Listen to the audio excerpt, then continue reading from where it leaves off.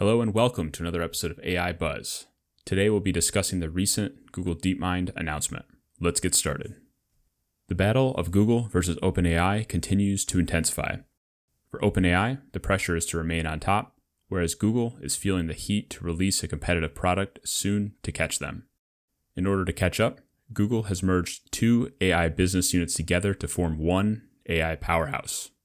This last week, Google DeepMind was announced, which combines Google Brain and DeepMind together. Google's new business aims to provide greater focus on AI development. This episode dives into the battle between Google versus OpenAI, and we'll get into what the recent announcement from Google means for the future of the company. In November 2022, OpenAI released ChatGPT. Since then, ChatGPT has found its way into all facets of society. By many accounts, Google was caught off guard by how performant and popular ChatGPT has been. Google announced the waitlist for their competitor, Google Bard, in March 2023. Bard has been in the conversation for this next generation of chatbots, though at least in my conversations, ChatGPT seems to be much more popular. There are no publicly available user metrics for Bard that I could find, while ChatGPT has reached over 100 million users. Google has been feeling the pressure since November. News source The Information mentions that Bard internally and externally has had some problems. Sundar Pichai, the CEO of Alphabet and Google, asked that teams move with the utmost urgency in generating new ways to use large language models. Onlookers saw the rushed Bard release on display publicly with the hiccups that were present during the initial release in March. However, Google is staying persistent, and a reorganization effort into a more cohesive team might be just what they need. On April 20th, Google officially announced on their blog that they are combining DeepMind and Google Brain. This means that there is no longer an internal battle of DeepMind versus Google Brain, but rather Google DeepMind versus OpenAI and other competitors. In the announcement, Pichai noted the achievements of Search, YouTube, and Gmail that have utilized AI to reach new heights. He also states that, quote, "the pace of progress is now faster than ever before," end quote. In order to develop AI systems rapidly and safely, a new team is needed. The tech CEO hopes that by combining all of this talent into a singular focused team, Google will be able to accelerate the progress of their AI development. Importantly, Pichai noted that Google Research will continue along its current path, though without Google Brain. Demis Hassabis, former CEO of DeepMind, will lead Google DeepMind in this new merger. Jeffrey Dean, the former lead of Google Brain, will be the chief scientist of Google DeepMind. This is a nuanced and fascinating leadership change. The expertise that Hassabis brings on creating demo-ready products through DeepMind previously will be critical for the release of future AI products. A statement released by the new Google DeepMind CEO captured many of these same points as Pichai's announcement did.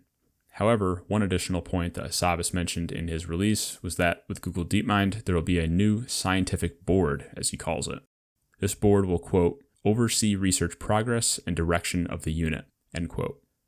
To get an idea of how smooth this merger will be for these two entities, we need to dive into their completely separate roots and history. Google Brain was a subdivision of Google Research. Started in 2011, Google Brain was a product of Google X that spun up with AI greats Jeffrey Dean and Andrew Ng, among others. After spinning out from X, Google Brain became a part of the much broader Google Research operation.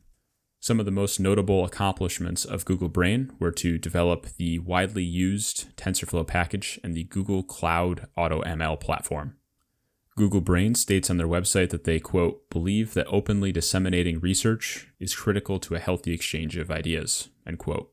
This point may be put into jeopardy as part of the new Google DeepMind. There's simply too much money on the line to win the chatbot race, and I imagine Google will hold off on sharing their latest cutting-edge research.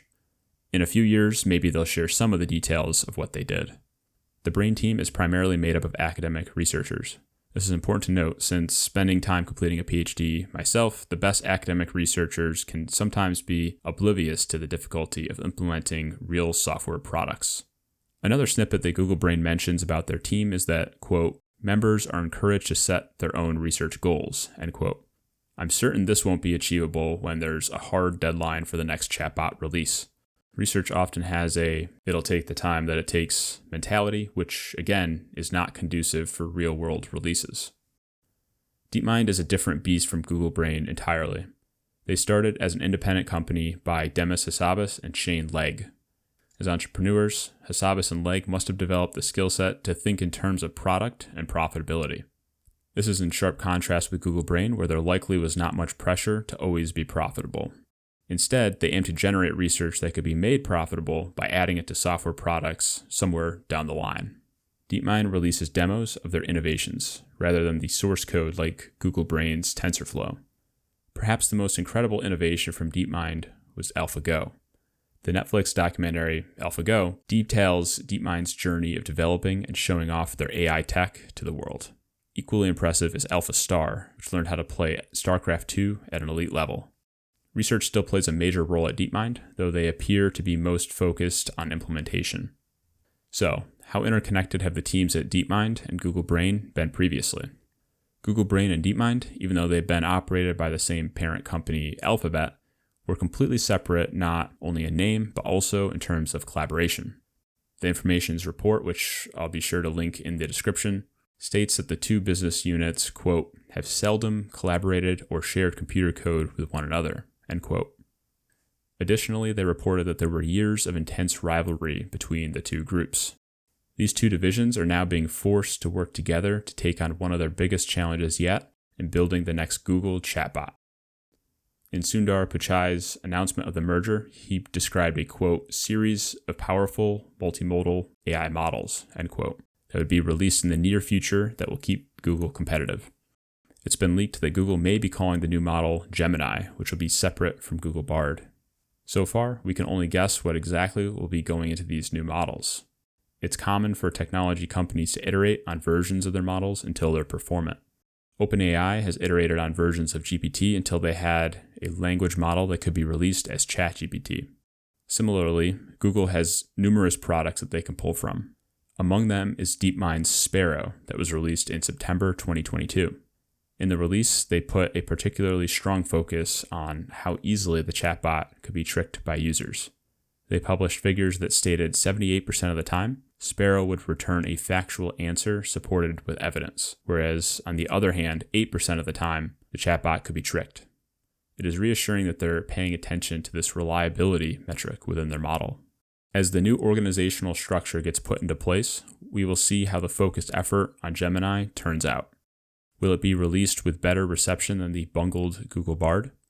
With two giant AI businesses coming together, it will be a make or break moment for Google in its race to stay in the AI conversation.